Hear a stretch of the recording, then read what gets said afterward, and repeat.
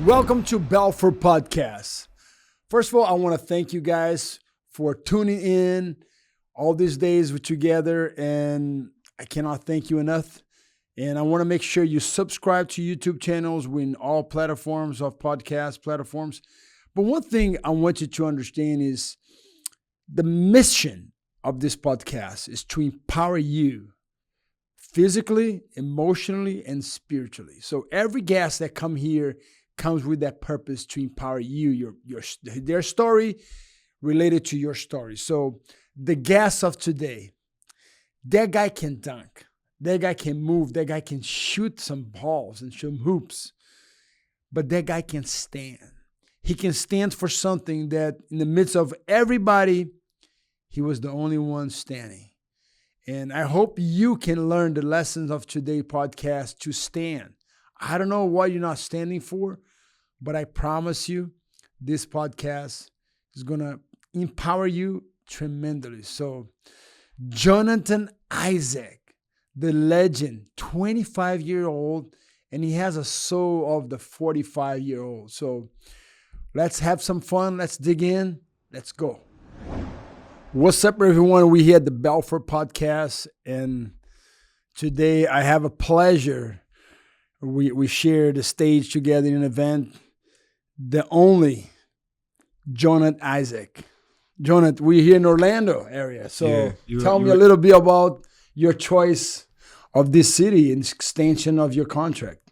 Well, I didn't really choose it because I was drafted here. So as long as they like me, as long but as you I'm choose to be extend. Here. Yes, they did. Well, they chose to extend. I chose to accept. So you're right. But I like Orlando. I'm glad that you're here. You get to experience it more, and I'm excited to be on your podcast. Yeah, one thing, Jonathan, that really stand me when we met, it's your ability to express what you think with respect, with love and care, and you stand. And your book, Why I Stand, and tell me a little about that, because for me, standing is such an important thing because I call it identity. We having a crisis of identity. People don't stand for things, they fall for some things, and that name is so powerful. My daughter, an amazing volleyball player. I'm not gonna say her position because we're just laughing, but she's a defender, and I mean she read every night, and she's been very helpful for her, and that's what stand her. Your book say, Dad, I love that he stand for things. Can you share us a little bit about why you choose that the name, the and title? The title, and what you stand for? Yeah, I mean, we honestly chose the title kind of early on. My pastor was a big, input on what the name of the book should be, and just writing the book in general. You got to meet him as well.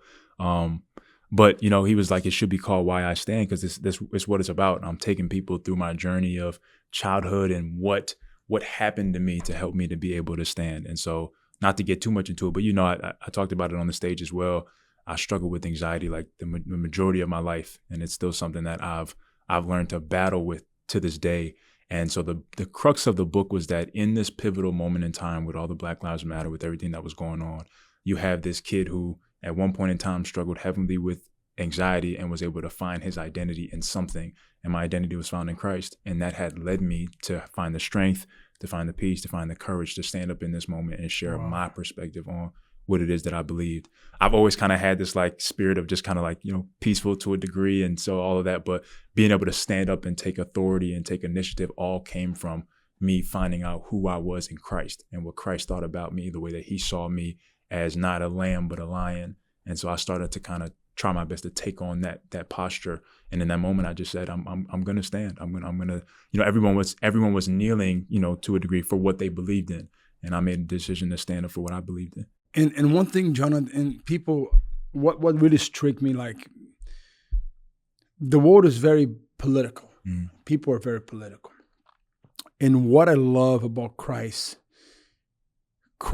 never stand for the things that the politicians or whatever. He stands for humanity.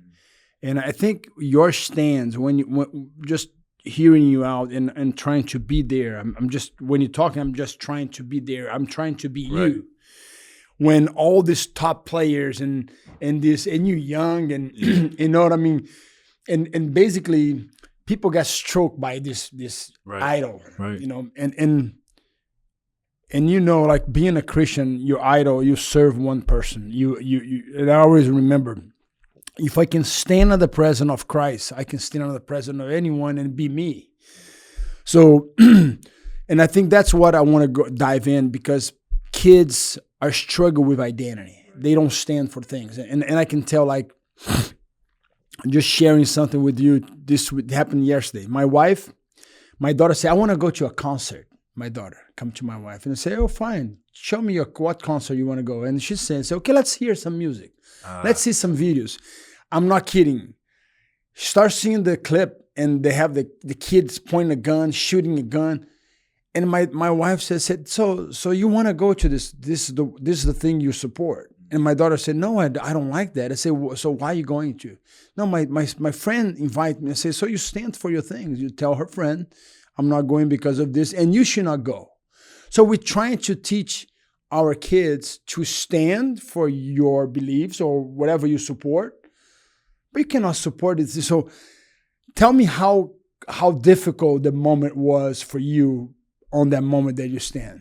It was extremely difficult. And the biggest reason why it was difficult was how it would look in the eyes of other people. And so to your daughter's, you know, that situation, it wasn't so much about, you know, her values. It was the fact that she was invited by someone else, and how that person would perceive her saying no, how that person would perceive her saying you shouldn't go either. There is a peer pressure and a fear that comes with not fitting in. And so you have this moment where everybody in the world is assimilating to one thing, one action. We're all for this cause. We're all for this organization. We're all for this movement. And, you know, you talked about Jesus being for humanity. For me, it was like, it was about the human aspect. It wasn't about politics. It wasn't about left. It wasn't about right. It was about, I believe that there's a solution that can truly heal our country, heal our divide between white and black and indifferent, but it's going to come through Christ. It's going to come through Amen. Us all humbling ourselves and saying, you know what? I've fallen short too. I've sinned too. I've done wrong against my brother and my sister. Who am I to judge, you know, someone else or an entire race, you know, in that instance? But it was extremely hard because you talked about it. I'm a young athlete. You know, I'm on this team where I'm the only one who's making this decision. Forget about the league. You know, in my own locker room, I'm the only player. And I talked about it in the book about, you know, me having conversations with my teammates before and after the stand that got heated, that got, you know, confrontational, but I tried my best to stick to my guns. And a big part of it was the people that I have around me. And so when you talk about identity, and it's hard to do anything on that level by yourself. And so the fact that your daughter has you and has her mother to encourage her to stand up for what she believes in makes all the difference in the world. But so I remember the night before I stood, I was on the phone with my pastor, and I'm like, I don't think you understand how crazy this is going to be. Wow. Like, I'm gonna be a name called, you know, I'm gonna be a coon. There's something like, you know, black people who, you know, either stand for the other side. I'm gonna be an Uncle Tom. I'm gonna be a sellout because I'm not standing up for, I'm not kneeling for the black movement. I'm gonna be all these things. I'm probably gonna be ostracized by my teammates, maybe ostracized by the league. I hadn't signed my contract extension yet, so I could get, you know, blackballed and not make any more money, right? Because it was so big, like entire organizations were getting behind it. The league put Black Lives Matter on the court. NBA, They put Black Lives Matter on the jerseys. The, you know, corporations were coming out and making commercials specifically around this thing. So it wasn't some little thing. But my pastor told me one thing that night on the phone. He said, you cannot stand for God and God not stand for you. So true. And so that was the, like, mic drop. Okay, I'm gonna go. I'm gonna go through it. I love it. And truthfully, you know, I got hurt afterwards. I got hurt in the next game. The second game that I stood, I tore my ACL and I had a severe knee injury. And so, but I've seen God stand for me throughout the time from there. I'm about to be a dad in the next week. Come on, man. Next week. I got a baby girl on the way in the next 10 days. I was able to sign my contract extension. I was able to write a best-selling book about why I stood that's encouraging people all around the world. I'm working on a few things, you know, something I told you about, working on building a company and a brand that's a value-based sports and apparel company so people can they can associate with something that they believe yeah. in. You know what I'm saying? This is something I want to go touch in, and I think, and as if you're watching, and just please put all your political hats outside. So we here, literally, we open our heart, and I appreciate you opening your heart, and your time is so valuable. People don't understand, it's so value your time, especially right now. But that's something that I associate everything I drink, what I eat, things that you see. You gotta understand, if everyone together stop shopping Amazon today, tomorrow they go out of business. Do you know that? If everybody today, one day, stop purchasing in Amazon going out of business tomorrow. The power is always on a pack. Mm-hmm. The power of a team is always in the pack. It's never an individual. Right. It's in the pack. And as a society, I think we become so divided because I'm this, you that. I'm this, I like that. You have to support me. And when you stand for Christ, you're not trying to swallow people to stand for Christ. Christian doesn't judge no one by their faith. Because we can only do to others what we do for ourselves. So I think the problem is the lack of love identity, like who you are. So on that time, I just can't imagine, and I'm not going to mention names because I don't want to go, but I mean, it's make me so proud. Like I can literally, my daughter share with me the story, but she say, I can't believe he did that. And he starts dropping names. And I said, but if he can stand for Jesus, he'll not stand for no one. If he doesn't stand for him. And I think what it shows, show your value, your character, but also encouragement for people to stand for something, for your marriage. So the criticism was big. And you think that affect your performance in a way, like when you start thinking about that, or no? Of course. No, 1,000%. Leading into that next game, my phone did not stop ringing after I stood. Wow. Good and bad, right? So it was the people saying, a lot of people, I appreciate you, and then the people saying you're all these different things. And so it was something that inside of myself, even coming back from the background that I had, struggled with anxiety, struggled with fear, self-insecurity, I wasn't able to shake it as well as I had done, leading up to. And so it definitely got to me. And but I'm just glad, that I had the people around me. And now looking back, we don't always know what God is up to. And we don't know why God allows what he allows. But now, as time has passed, and like we talked about, I'm working on what I'm working on, I see why things had to happen the way that they did. And now I'm able to identify with people who have gone through injury. I'm able to walk with people who have struggled in certain ways to question them. God, why would you let this happen? If somebody asks me that question, now I can have an answer for it because I've been through it, right? If you've never been through anything, you can't help anybody get through anything. Okay. And so part of why God allows us to go through certain things is so we can identify with our brothers and sisters who are going through certain things. And so now that I look back, I'm like, man, I see the value in struggle and still trying your best to hold on to faith and hold on to God. And to your point about, real quick, about the whole Amazon thing, there's a few different pieces to it. I believe that the world is going in a place where everything that you buy will be synonymous with what you believe. Come on, somebody. And that's not. Come on, somebody. That's not us. This is so. I want you to go back again. Everything that you purchase, because your value. And I told everyone, wherever you put your money, you put your heart, you put your soul. That's a verse. So whatever you put your money, I say, where is your heart? Mm-hmm. Is your treasure. So this is powerful because people need to understand whatever they see, shop, hear, music, video, film. I'm so into that. We have to support the good. You know what I'm saying? I was walking in the mall, and we see this store called Balenciaga, whatever, Balenciaga, and I was walking by, and I was rebuking because what they did for these little kids was so disgusting. But no one was shopping on that store. I didn't see one person shopping on that store. Why? Because they mass. Look, they just happened something with the alcoholic name. Just they did something. They lost over $5 billion. Oh, right. So we are showing the value of society in a way because your money, it is deciding what your values are. And I think what you said is so key. Yeah, it used to be that it didn't matter what the people believe, like the places that you shopped or the things that we consume. It used to be like, it didn't matter what those people believed. It was just a product. Yeah. But now it's coming to a place where it's like, where you put your money are, lifting up corporations and those people, what they believe matters, because what they believe are either trying to undermine the fabric of society or either trying to harm, like you talked about the thing that, what happened with Balenciaga, that, that craziness about the kids and what they had came out with. It's like, if they never put that out, we wouldn't know, right? Anything that was going on behind the scenes. But because they did, we were able to, people were able to take a step back and say, okay, this isn't something that I want to support. But it used to be that it didn't matter what the people who, own Twitter or own all these things believe, because it was just a good. But now it's like diversifying the marketplace and putting in different ideas. You give people the freedom to buy with their values. And it doesn't matter what people choose to do, but we can have a choice about what we want to support. But if there are no options, if people aren't creating anything, what are people supposed to go to? You can. And you're talking about injury. And when I was first time, I was the youngest champion in UFC. And you told me this. I had an injury in the neck. I had an injury. And the guy said, I remember in the hospital, and the doctor said, you're not going to be able to fight anymore. And I looked at my dad. I said, Dad, what I'm going to do? I dropped school. I came to America at 16 years old. So my life was crazy because I dropped school 16 years old, coming to America with $1,000 after becoming UFC champion. And I mean, back then there has no sport.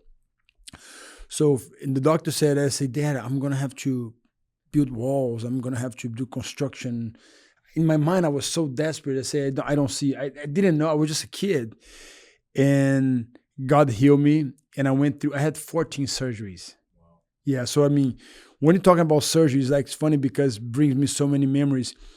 When that thing happened, when that surgery, I believe was one of your struggle, the biggest struggle you had in your career as a basketball player. Yeah. So, and is in the mind, is always say, we always have to, I was talking to a friend of mine, Christianity becomes so weak. We're supposed to be, so strong, but I mean, so weak because if you're not being blessed, God's not for you. If you're being cursed, the devil is is action. So I remember I used to just understanding. I'm very honest. Is either hell or heaven. Either it's good or bad. Either it's yes or no. I think that's the life of an athlete. Either you win or you lose. There is no between. Right. You only know I win, we lose. And I always say, now I transform my losses into lessons. So I either win or learn. I don't like to be a loser, so I learn. If I'm not learning, I'm losing. So on that moment when you get injury, how was your mindset from creating and understanding the process? How was because now we're done, but I mean, can you navigate us to the process of getting injury? What was going to, because people struggle with that right now. Yeah, it's terrible. It's terrible. And as godly as you want people to think of you, the truth is, like, I'm like, God, what the heck? Like, what did I do? Like, did I do something wrong? Do you not love me? Like, am I not serving you properly? Like, all these things that are religion based. Like, if something bad happens to me, it's because I'm doing something bad. Yeah. Like, but that's not how God operates. Yeah. But I definitely had those dark days of nobody talked to me. I'm closing the curtains, lights off. I'm depressed. I'm miserable. But to my point earlier about like having the right people around you, having, my wife that I have today, the church family that I have today, my family, my pastor, people to be strong for you when you can't be strong for yourself, and encourage you about who God is and that God still has a plan and God still has a purpose. All of that stuff was, wow. I needed that, or I would have given up a long time ago for what I've gone through. Relationships that I've forged. And so I was slowly, it's not something that happened overnight. I was gradually able to say, you know what? How you wake up, because I'm going to share with you a little bit what goes through my mind and what things that I do. When you wake up, it's funny because sometimes I'm in my house, I'm talking loud in my house. And in my house, I'm just saying, shut up. And my family knows now. I'm just talking to myself. Talking to yourself. Oh, and wow. I'm cursing demons in my house, but I'm cursing the negative, Thoughts. No, I'm good, and I'm saying my family knows, but I think if someone, Alexa, is hearing that, right, he's gonna say, this guy is crazy. Call the police. Yeah. So how was your waking up? Like, what's the first thought that comes into your mind?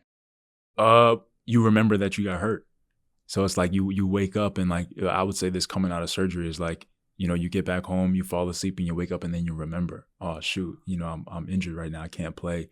And that's day after day. And then, just what I was saying, like, it's something that happened gradually where it's like you're able to wake up, and even though those negative thoughts come, you have something to combat them with. Where when you want to feel bad, when you want to feel depressed, when you want to feel in a rut, you just let those thoughts come and you let them beat you up. You beat yourself up. But when you're ready to fight again, when you've been strengthened and you want to fight, you know how to fight back. You fight back with the word. The devil comes with negative thoughts and says, you're done. You're never going to play again. You say, God got me. No weapon formed against me shall prosper. You're able to come back with something. All fight. Things work together for the good. Yeah. But we're not always in the position to fight, to be able or willing, because it's a choice at the end of the day. We're not always willing to fight back. And that comes with the people that we have around us who can fight for us while we can't fight. But sooner or later, truthfully, when your heart is for God and your heart's in the right place, you get tired of it. You get tired of being in a rut. You get tired of being depressed, and you're like, okay, it's time to fight. I can't stay here any longer. And that's what's happened to me with all the injuries. I'll get down, I'll get thing, and then next thing you know, I'm like, okay, it's time to fight. And one thing comes into my mind, like I remember, it's the thoughts. My thoughts are not real. I always say every thought is virtual. Every thought is virtually either real or not. So they come in a ways of almost like a storytelling, right. Because you tell the story. Right. First time I had an injury in my knee, I had a meniscus injury, and I had a fight scheduled for 2 weeks later. And the guy did my surgery, and I need the money, and my coach need the money, and they forced me to fight. The next day, I could not walk. And the guy said, Victor, you can walk. So they had a guy kicking my knee, a guy kicking my thigh, say, you can fight. So I start running. So the next day, I wake up, they say, okay, let's run. I went to the physical therapy, and they put me to run. They rushed me into this process of recovering. But mentally, I was so, I can't walk. And I was thinking like... That's what you kept telling yourself. I can't walk. And I say, no, you got to walk. And it's funny because, of course, we did a fast recovery. I was not supposed to do that, but I did.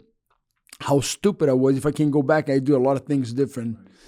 But I mean, that's one of the things that it's amazing how the body can do things that you almost don't think is real. Like, example, I remember Kobe saying that when he injured his ankle, he said, what about you cannot walk, but what about if you're in your house and your daughter is in your house in burning and your daughter's upstairs? You're going to tell my hamstring hurts. You're going to go there and get it. Right. So our mind is so powerful, but the storytelling that we talk, and I think that's the biggest issue right now. The self-talk is being so negative.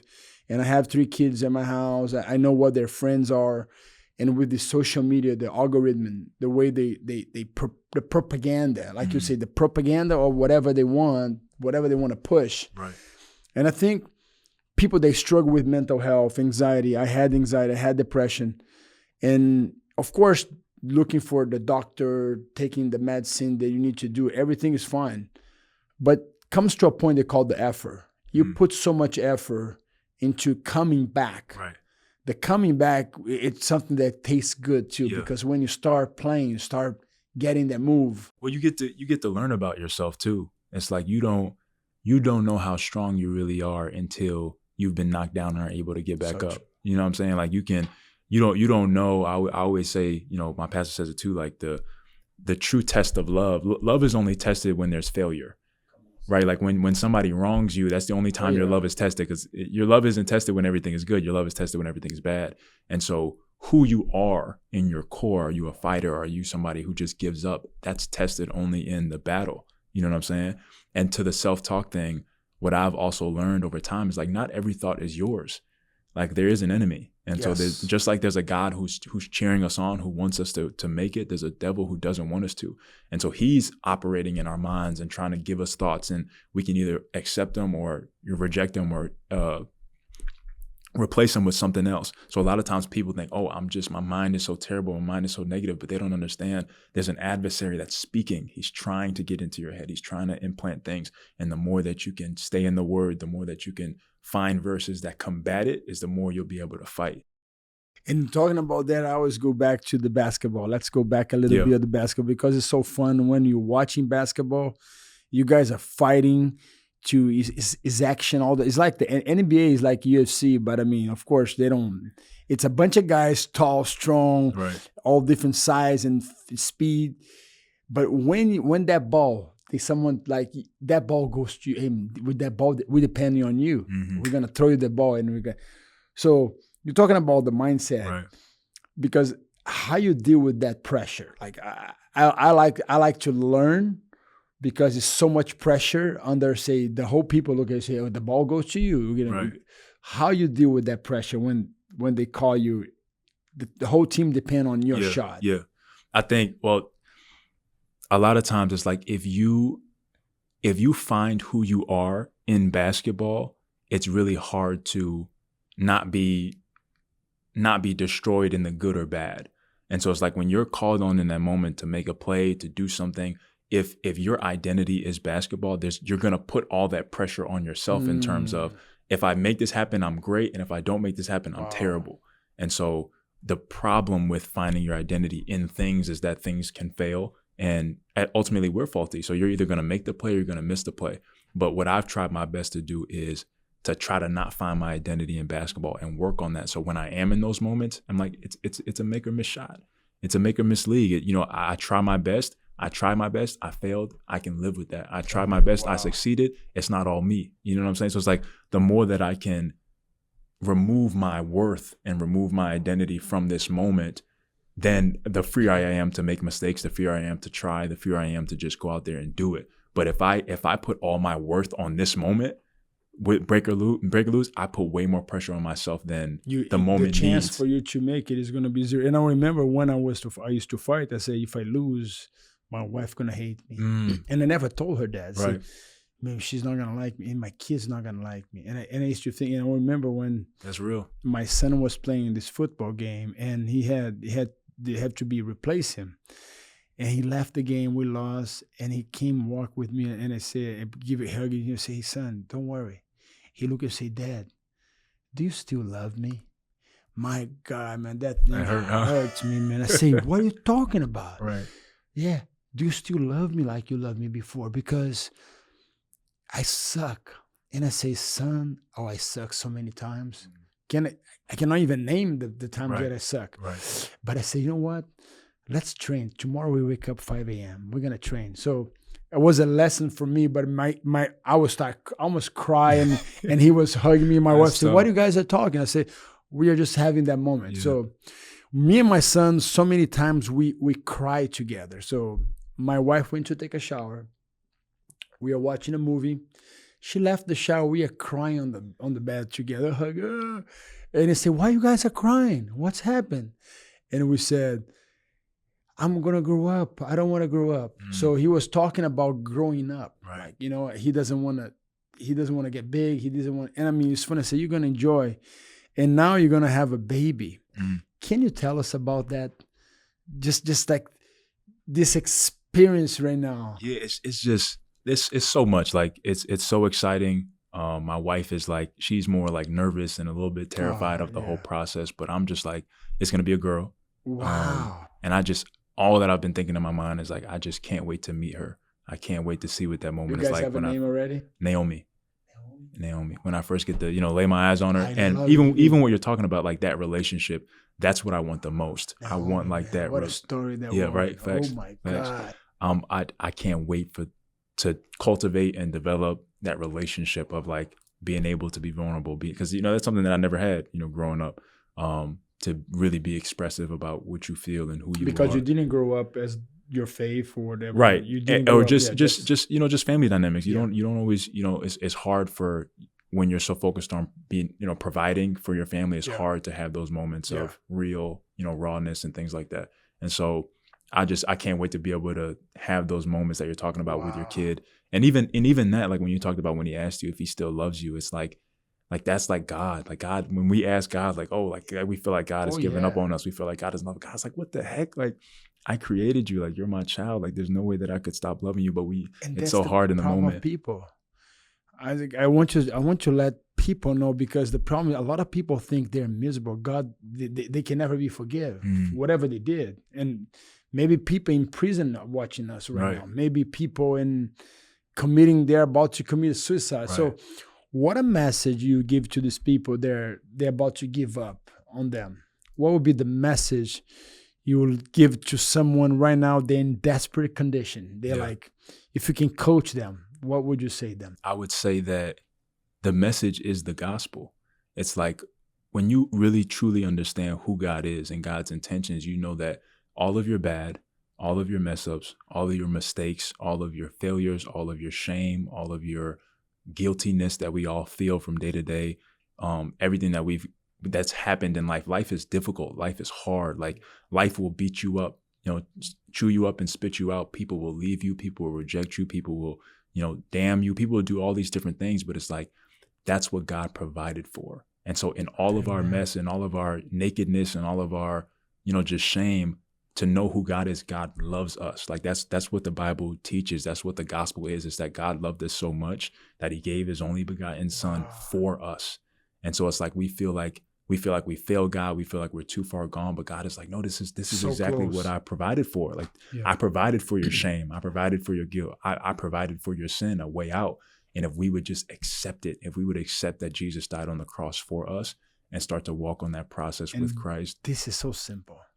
It really is, and we really do make it so hard. And it don't come with rules and regulations. It don't come if you just by yourself, or if you can get around somebody that believes and just say, God, like reveal yourself to me. I believe that you died on that cross for my sins. I receive it. The Bible talks about, to them that believed, he gave them the right to be children of God. Wow. And so if I can just in all my mess, he who in Christ is a new creature.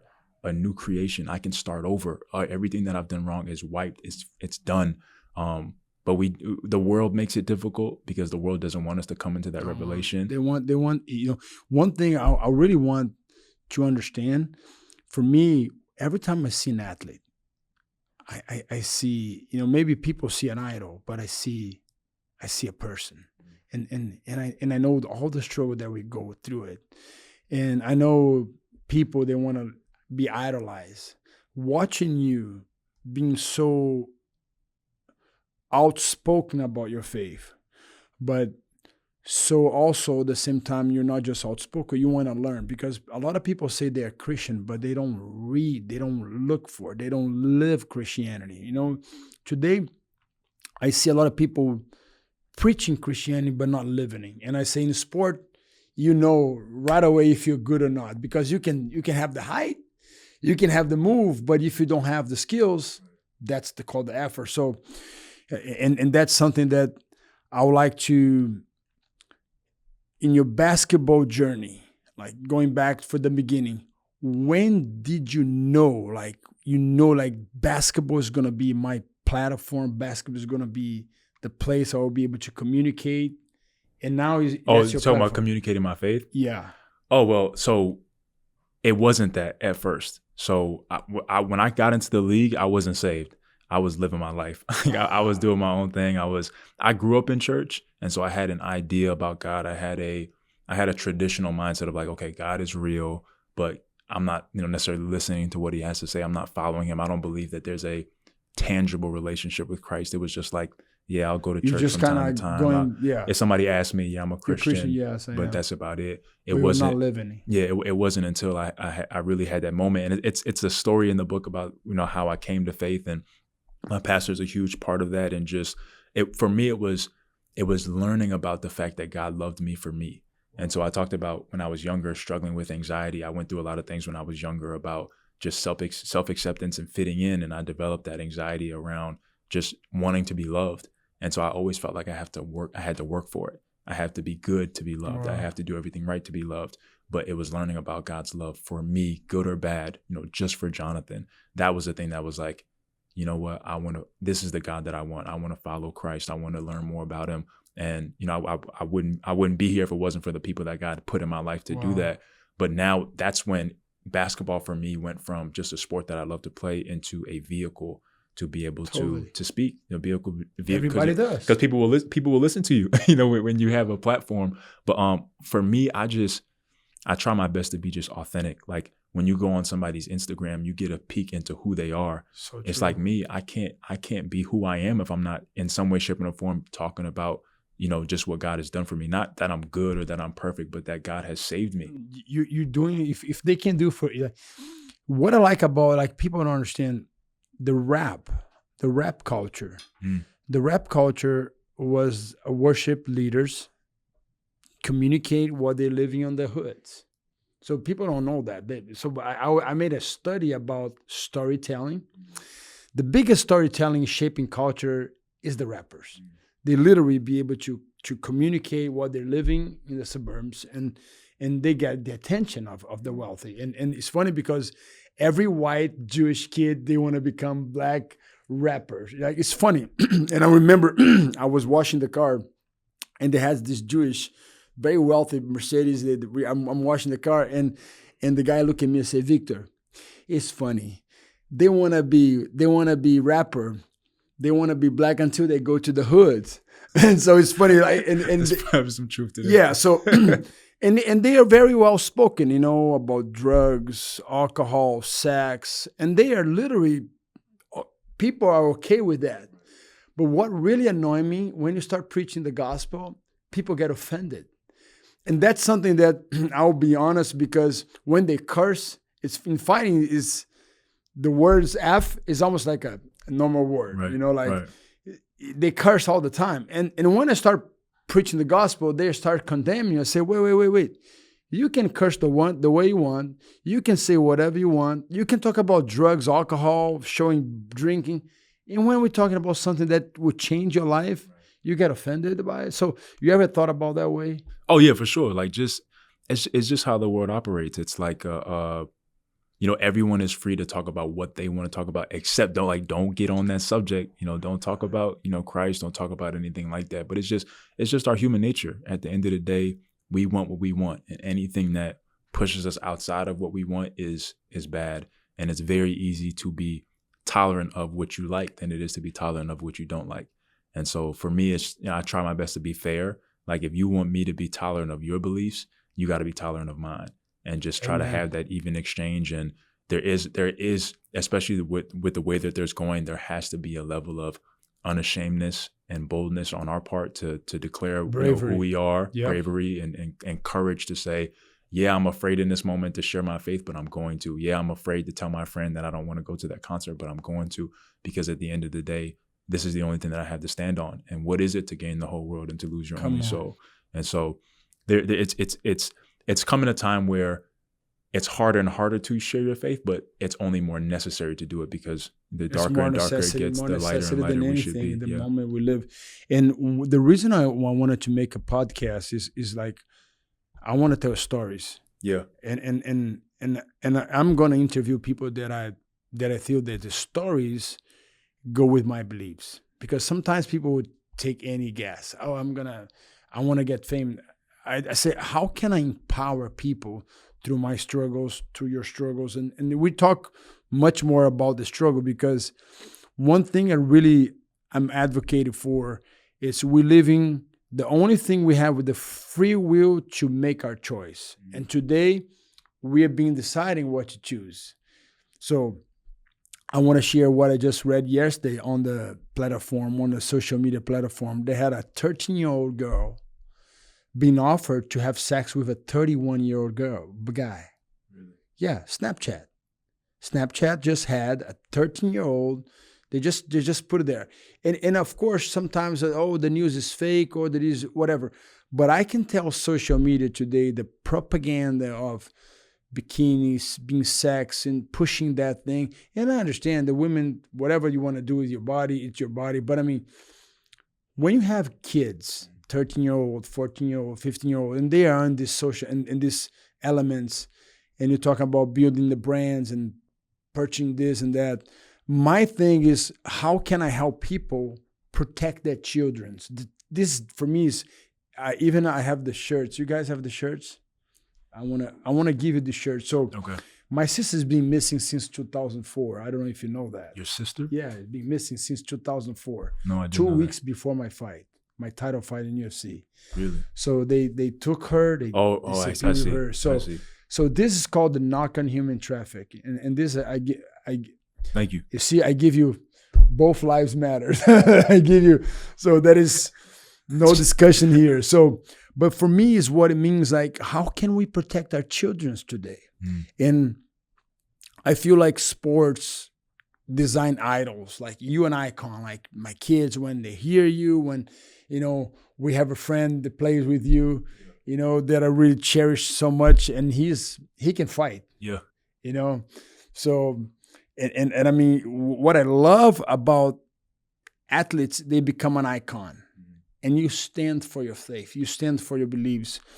So closing our interview, I know you have to go, but I mean, closing our interview, what advice would you give to a young person? I call it athlete because entrepreneurs are athletes. Everybody's an athlete. They look for performance. And what advice you give for the older generation, like the people that they're watching us right now? What advice you give the youngest and the oldest generation? Yeah, the advice that I would give the youngest is that God truly does have a plan and a purpose for your life.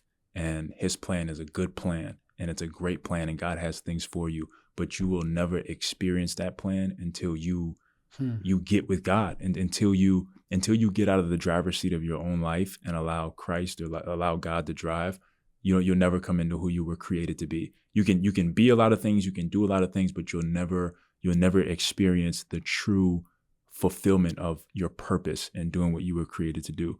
And so, for young people, there's a lot of people speaking, there's a lot of people pushing you in one way or direction or another, but God truly does love you, and God truly does have a purpose for you. And the one thing that I've taken away from walking with God or trying my best to walk with God is that God was never trying to take anything away from me. He was trying to get something to me. Wow. And so when I look at my wife today, let's stop that. So he's never trying to take anything away from me. He's trying to get something to me. And my representation of that is, when I was in the world, I was messing around with all the ladies, all the girls that I could get my hands on. But now I know that God wasn't trying to take that away from me because he was a bad God, or that, that I was a bad person. It was that he had something for me. And so now that when I look at my wife today and I look at the fact that I'm about to have a baby girl, it's like, God, that's what you were trying to get me to. And if I had continued to live the way that I was wanting to live, I would have never. Third wife, fourth wife, like many athletes have. I would have never met her. She makes me a better person. And so, a lot of times we don't, it's like we don't know the good that God is. We don't know the good that God has for us until we truly try to experience it. There's a verse that says, taste and see that God is good. And so you have to try. You have to get tired of what you're doing and what you're living. There were so many times where I was in the club and then I get home and be like, this isn't me. This isn't me. It's not who I am. And so that would be my advice, to just seek God and let him lead you. And what about, it's funny because I think the young generation will get that pretty sure, but the problem is the old generation. The guys, they're being the old path, maybe on the third marriage, maybe on the fourth marriage. It's funny because I was talking to my son and say, son, what type of athlete you want to become? And then I present him a bunch of athletes. I present them. I made a fool of athletes. Say, this guy is number one. You want to be like him?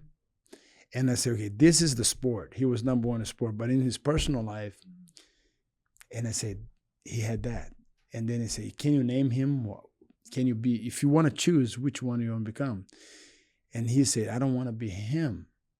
So I say, how can you learn from him what he did right on the sport, but what he did wrong? And so I say, David, you're going to become, to my kids, you're going to become something. Either you're big or small. But when you die, people are going to cherish for the things you achieved. But it's hard for the old people to get rid of that thing. It's funny, I'm trying to get my dad straight. He say, I want to become a Christian, but I just don't want to give the ladies. I say, Dad. And I say, stop. Don't. I just approach God without the lady, with the ladies. Bring the ladies to him. Come on. He would take it out. I promise you. Yeah. And I say, that thing doesn't work that hard anymore, So just don't worry about the ladies. So I was just having fun with him, and I said, just bring the ladies with you and let him and present them. See if he's gonna. But the older people, like the older generation. You mean that are just like set in their ways? Like yeah. just So what advice you give to them? Because I know they hear maybe from us, we are the youngest, you young generation. Yeah. But I mean, I see so many knowledge and so much wisdom that you provide with action, not just words. You know, you're working your way out. But I mean, I feel like the younger generation has a voice, and you have a voice, and you have a platform, you have a blueprint. What would you say for this old generation athletes, entrepreneurs, wealthy people that they have their ways stuck in a way and they don't want to change? What do you say to them? I would say that when you've been doing something for a long time, a lot of times it's hard for you to see or fathom that anything can be better or anything can change and truly be different. And so if you've been, if he's been messing with the ladies for a really long time, to him, like that's all there is. But even to the point how I was talking about to the young people, he doesn't know what a truly God-fearing, God-loving woman, would bring to him, or how that would change his life, or how him getting to a certain place in God, how that would change him. And so there probably are the hardest people to change, but at some point in time, he won't be able to mess with the ladies forever. You know what I'm saying? And so at some point, you're going to need some extra help. It's not going to work the same. At some point in time, it gets old. At some point in time, but what you're trying to do is stop him before it becomes too late, right? Before it comes to, until it gets to that point when you can't turn back, you can't make new decisions. But you would just hope that they could see that there is more and that there is better. And what you're trying to do is model that to him right now, and you just keep knocking on the door, and maybe one day he'll answer. But for that older generation, it is tough. It's tough. And it's funny because they ask me a question, say, I'm 46. So I fought 2 weeks ago. I'm going to show you the highlights pretty soon. But I mean, I still compete in a high level. And it's funny because a lot of people are avoiding me to compete me now. They don't want to. So these Paul brothers, oh yeah, they've been running away from me like a chicken. They don't want to do nothing to do with me. That would be hilarious. And they call my manager and say, we're not going to go. He's too powerful for us. I'm double his age. That would be hilarious. Give me the two brothers. But they don't want to do it. And I understand. They just want to go there and tease the world, like they're doing a business for themselves. But one thing is important. Like I was there and they asked me a question, what your secret for your longevity? And I got the mic. They're asking me on the UFC. I say, okay, you ready? It's just two things. I quit alcohol and I quit sugar. And I said, when I quit these two things, I got control of my life. Because the problem is like when you understand that you're addicted to these things. Since sugar is deep. Sugar is a big one. Yeah. It's so, but alcohol is full of sugar too, especially wine, especially, and they say, oh, but I drink heavy liquor. I say just to get buzz. So the problem is you either using this substance to create a pleasure, to create dopamine. So what I discovered, I went to the science of it. I said, okay, why people use weed, why people use alcohol, why people use this substance? It's just dopamine. It's just like when you have love, when you make love with your wife, it's totally dopamine. When you have your children, it's totally dopamine. When I'm gonna be with my son this whole week and he's competing a football tournament here. It's like, it's a dopamine. Like you it's hard to explain what you're going through. You're watching your wife pregnant and you just putting all the things. It's totally dopamine. So it's hard for people to give away of these things, to kind of quit. And I remember one day later, someone started texting me, man, you changed my life. What your speech changed my life. And when I can change the life of one person, like I said, like I don't care. It was, and I remember someone booed me, woo, alcohol. And I say, I understand why. He was already buzzed with alcohol. And I respect people that drink. But give me power to say no. When I say no to things, I told my son, when you say no to a woman, because I choose one woman, David, but I say no to all of them. I not just say yes to one, I say no to all of them. When I choose to have a baby, when I choose to be a father, I say no to all the things they invite me to go. And I put him in paper since I'm say, Dad, you're not going to go to this trip to make this much money? I say, not. Because the tournament of your sister is more important. And I'm going to spend money. I'm going to go there and spend money on the hotel. And I'm saying no to making a lot of money to a trip. And I say, Dad, every time you say yes to something, you say no to others. So, and Jonathan, you don't understand that admiration that I have for you, because how old are you now? 25. 25. You're like, I have almost half of your age. And I feel like I'm 25, but I feel like you are 46, in a sense of, I understand. of wisdom. I understand. And I mean, my prayer is for you to keep pushing the envelope, because never in history, we need athletes, rappers. We need everybody to take a stand for something bigger. And you're taking a stand for Christ in the midst of the generation. And I know it's an offense for a lot of people, but I believe we are in the generation that we're going to need people like you, as when this thing gets tougher, because it's going to get worse. But I think I can only see a bright future. And my brother, it's such a joy to have you here. I appreciate that, and thank you very much. And just again to everybody that's watching, like, everybody's on a journey. Everyone is trying to figure it out, and just that there's grace for you. Your ups, your downs, your mistakes, your good, your bad, and just there's grace for you in Christ. And you can go there, and you can run there, and you can be forgiven, and you can be encouraged and changed. And so yeah, like I believe that, even to your point about just like the people that are needed going forward, like if you don't know that we're in a war, then the war hasn't even really started yet for you. And so it's like we are in something that's very deep, that goes past the physical, that's spiritual, and we are going to need people to stand up and not just preach, but create things like Unitas that we're talking about, creating the sports and apparel company, create things like your podcast, create things like this, create things like what you're doing for the human trafficking. It's like if we're not active, if we're not vigilant, if we're not creating them, we'll always be a step behind. So how people can, if you can share where people can know about your apparel company that's coming. Yeah, so it's not out yet. It's not yet. So we're going to be launching it. Where people can, your Instagram, Twitter. Yeah, I would say just, type in Jonathan Isaac on Instagram, John Isaac _01. I'm on Twitter as well. And just be on the lookout. It's coming out this summer. I really think people are really going to like it. Come on, and what I love about it is that, can you give a little pic, like a little, like. Yeah, I don't want to put it out yet. Just put a little taste on their mouth. So what I love is that, most people, like, when you think of like a mission-driven apparel company or something like that, it's always like something that's just like tattooed. It's very cheesy. Like, not saying that Jesus Loves You is cheesy, but most people wouldn't walk around with a Jesus Loves You t-shirt. It's not culturally, relevant. It doesn't mean anything. But when you have something that is high quality, that's fashionable, and then you know what it stands for. I like that. You know what I'm saying? You know what it stands for. To me, that helps the young people want to wear it. That helps people feel younger when they wear it. That's what I'm going for, a way to impact the culture so more people can wear it, but then everyone knows what it stands for. And with a story behind. There's a story behind. Wow. Yeah.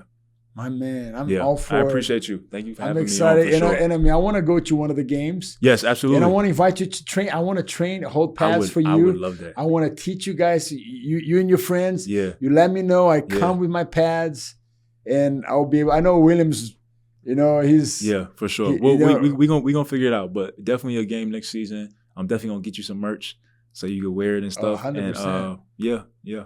I'm all for it. So, guys, thank you very much. I see you in the next episode. Keep pushing the envelope. Go big, go strong.